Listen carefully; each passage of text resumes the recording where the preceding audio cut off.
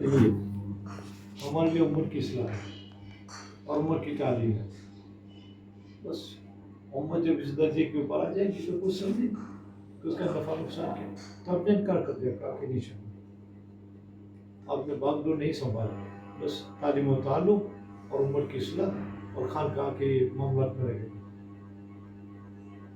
تو ہمارے جو علماء ہے جو ایوریج علماء ہے تو ان کے لیے بات الگ ہے، لیکن آپ ایک مستند عالم کی حیثیت رکھتے. صحیح. لائن کے اندر میں پیچھے اشارہ جاتا ہے. ہمارے یہاں اس کو کہتے ہیں assassination of character، کہ تمہارے جان پر حملہ نہیں ہوتا ہے، تمہاری عزت پر حملہ ہوتا ہے. اور تعلیم کا داغدار ہونا چاہے تحمل کی لائن سے کیوں نہ ہو تو فیضان صحیح بہت بڑی بات. سے آدمی کو محروم ہوا ہے.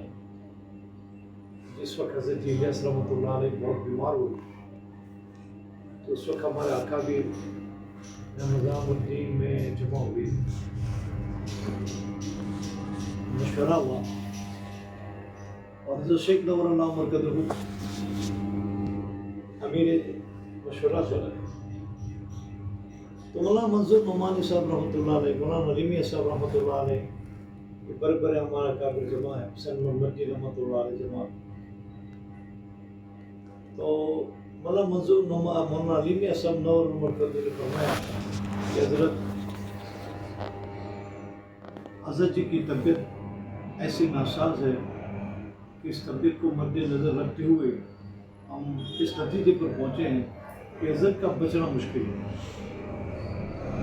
اور ہم چاہتے ہیں کہ حضرت کی موجودگی کسی سجادے کو ہم طے کر لیں تاکہ حضرت کے مثال کے بعد کوئی مسئلہ ہی قرار نہ ہو. اور جب یہ بات ہو رہی تھی تو مولانا منظور نے تو سب سے پہلے یہ کہہ دیا کہ بھائی اس کا حل میں نہیں ہوں، اور اس کی وجہ یہی ہے کہ میں مناظرہ کی فیلڈ میں ہوں. کیونکہ اب مناظرے کا بریلیوں کے خلاف تو ظاہر بات ہے کہ امت کا ایک بہت بڑا طبقہ میرا خلاف ہے، تو میں تو یہ کام نہیں کر سکتا. میرے لیے کام مشکل ہے، میں ذمہ داری نہیں سنبھال سکتا. حسین محمد رحمۃ اللہ علیہ نے فرمایا کہ میں سیاست کی لائن میں ہوں اور ایک گروپ اکھنڈ بھارت اور دوسرا گروپ تقسیم پاکستان کا مطالبہ کرنا. تو میرے بھی خلاف ایک طبقہ ہے. مولانا علیمیہ صاحب نور اللہ مرکزہ نے فرمایا کہ بھئی میری مشغولی ندوہ میں زیادہ ہے، اور حضرت شیخ آپ کی شخصیت ایسی ہے کہ نہ آپ سیاست میں ہیں نہ آپ مناظرے میں ہیں، اور ہمیں امید ہے کہ آپ کی شخصیت کے اوپر امت جمع ہو جائے گی، لہذا اس باغ ڈور کو آپ ہی سنبھالیں. میری تو دارالندوہ کے اندر میں ایسی مشغولی ہے، اس وقت تو بڑی مشغولی تھی حضرت، کتابوں کا لکھنا، درس دینا، تاکہ میرے لیے بھی مسئلہ ہے.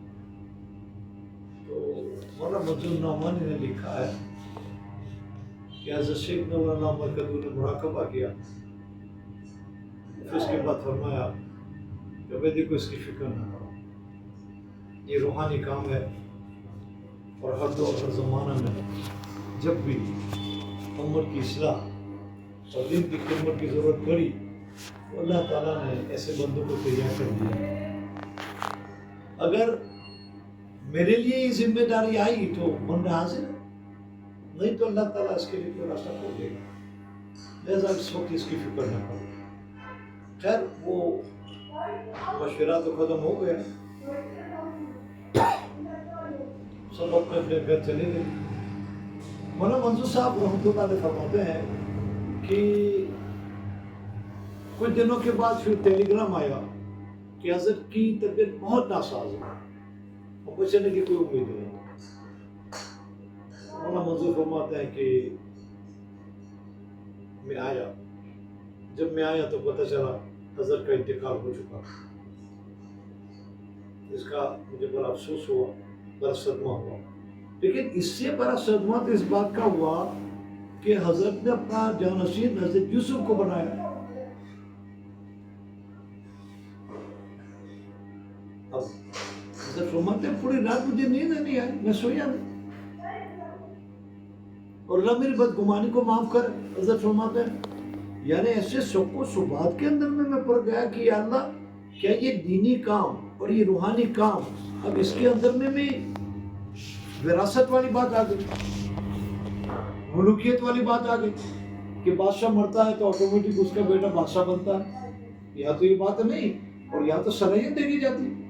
اور دوسرے سب سے بڑی بات یہی ہے کہ اگر ان کے بیٹے میں صلاحیت ہوتی تب تو مسئلہ نہیں تھا، یوسف کا تو ذہن ہی نہیں تھا دعوت و تبلیغ کا، وہ تو 35 سوال لکھ کر لائے تھے اور حضرت کو تھمایا تھا کہ اس کے جواب دو، تو حضرت نے اس کو لپیٹ لیا، ان کے جیب میں ڈال دیا کہ جب تو بھی اس مسند پر بیٹھے گا اس کا جواب تجھے خود مل جائے گا۔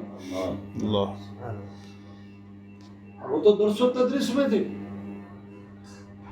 اور یہ بات ظاہر ہی ہے حضرت خانقاہ کی لائن الگ ہے، درس و تدریس کی لائن الگ ہے، دعوت و تبلیغ کی لائن الگ ہے۔ میں اکثر علماء کو کہتا ہوں کہ بھائی تھوڑا وقت اس میں لگا لیا تھا، اس کی وجہ یہی ہے کہ اس کی ٹیکنیکلٹی، اس کا سسٹم تمہارے اندر میں آ جائے، کیونکہ تم ایسی جگہ کے اوپر جاؤ وہاں جماعت کا مجموعہ ہے اور تمہیں کہہ دیا جائے کہ بھائی تم بیان کرو، کیا بیان کرو؟ میں نے کئی مرتبہ دیکھا ہمارے بڑے بڑے بزرگ آتے ہیں لیکن چونکہ دعوت و تبلیغ سے وہ منسلک نہیں تو ان کی باتوں میں وہ لچک نہیں جو جماعت والوں کی بات میں ہے۔ خانقاہ والا بات کرے گا تو وہ خانقاہ کی لائن سے ہوگا، اور مدرسے کی لائن کا بات بھی ہوگا تو اس لائن سے بات کرے گا۔ بات سب کی دین کی ہے، قرآن سے حدیث سے، لیکن یہ ایک الگ لائن ہے، اس کی لچک الگ ہے، اس کی ٹرمینالوجی الگ ہے، یہ ہر ایک کی بس کی بات نہیں ہے۔ میں نے کئی بڑے بڑے علماء کو دیکھا کہ وہ جب ہمارے یہاں وہ آئے تو گز کا دین ہے، جماعت والوں نے کہا بھائی آپ بیان کی، وہ بیان کرتے، لیکن بیان میں وہ بات نہیں، قرآن حدیث سے وہ بات کرتے ضرور، خانقاہ والے بھی کرتے ہیں ضرور، لیکن یہ ایک الگ چیز ہے، یہ ہر ایک کی بس کی بات نہیں ہے۔ تو کہا کہ یوسف کا تو ذہن بھی نہیں اس کا، کہا کہ اسی سوچ میں فکر میں صبح ہو گئے، فجر کی اذان ہوئی، نماز پڑھی، نماز کے بعد اعلان ہوا کہ میں دعا سے فارغ ہو کر ممبر کے قریب آ جائے، دن کی بات ہوئی۔ اب میں سوچ رہا ہوں کہ یوسف کیا بولے گا، اب یوسف بیٹھے، اب ان کے مقابلے میں تو یہ بچہ ہے، مولانا منظور نعمانی، مولانا علی میاں صاحب، حضرت رائے پوری رحمۃ اللہ علیہ، سید نور اللہ مرکز، یہ تو بڑے جاہد ہے، ان کے مقابلے میں تو یہ تو بچہ ہے۔ میں سوچتا ہوں یہ کیا پڑھے گا بچہ۔ حضرت بیٹھے، خطبہ مصطلح پڑھا اور پھر بات چالو کی۔ ہم حیران رہ گئے کہ بات الیاس کی ہے، زبان یوسف کی۔ اللہ، میں حیران رہ گیا، یوسف بدل چکا، پوری سسٹم چینج، میں حیران رہ گیا۔ پھر میں نے پوچھا بھائی بات کیا؟ کہا کہ حضرت بات یہ ہے کہ جب حضرت جی الیاس کے انتقال کا وقت بالکل قریب آیا تو یوسف کو بلایا کہ یوسف آؤ، یہ میرا آخری وقت ہے، آپ نے سینے سے لگایا۔ حضرت بستر پر سوئے تھے، اپنے سینے سے لگایا، اس کو بھیجا، اور اپنا جو اندرون تھا توجہ، تو توجہ میں منتقل کر دیا۔ سولی اللہ رحمۃ اللہ علیہ فرماتا ہے 4 قسم کی توجہ ہے، القائی، الہامی، انعکاسی، اتحادی، 4 قسم کی توجہ ہے۔ بعض مرتبہ کیا حضرت توجہ فرمانا، کہا کہ ٹھیک ہے لیکن اس کو ہی معلوم نہیں کہ توجہ کیا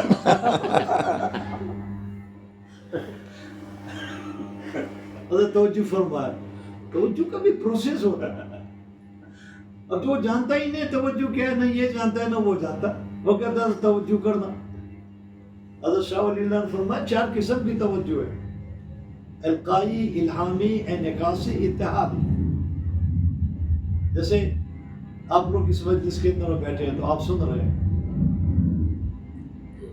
اب جس کا جتنا ظرف ہوگا اتنا وہ لے گا۔ اب 5 آدمی ہیں، 5 بات سن رہے ہیں، لیکن ضروری نہیں ہے کہ پانچوں کے پانچوں کی استعداد صحیح ہو. تو بات بھی سمجھیں اور بات کو پکڑ میں بھی رکھیں. تو جتنا تمہارا ظرف ہوگا اتنا آپ بات کو لوگے، اور جتنی تمہاری ذہانت ہوگی تمہارے اندر میں وہ باقی رہے گی. اب یہاں سے گئے 1 دن 2 دن 3 دن 4 دن 5 دن مہینہ، اللہ کا شکر ہے کتنی باتیں ایسی ہیں جو ہمارے اساتذہ سے 70 سے میں سنی تھی، یہ سے پہلے سنی، ابھی تک ماشاءاللہ وہی یاد ہے. کئی کتابیں پڑھی تھی اب تک یاد ہے.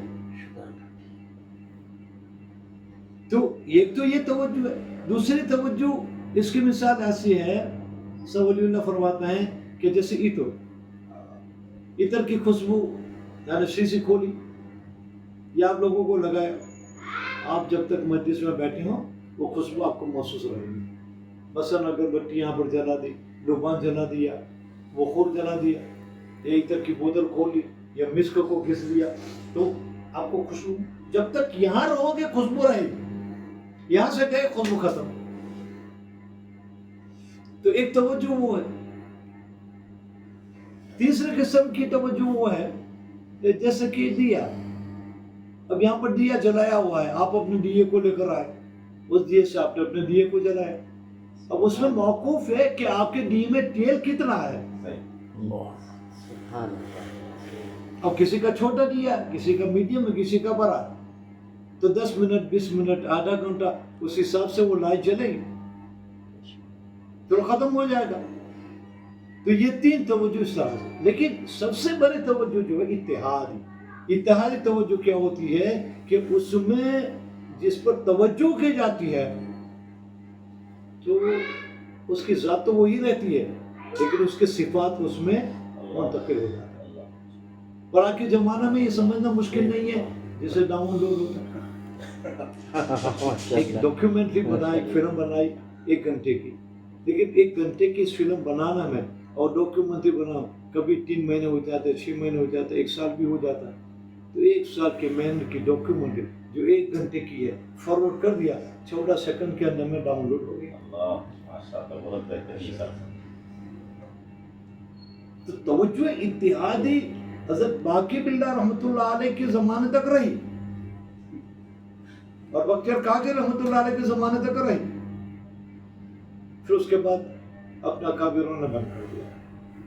اس کی وجہ یہی ہے کہ حضرت کے وہاں مہمان آئے، حضرت کے گھر میں کھانا تھا نہیں،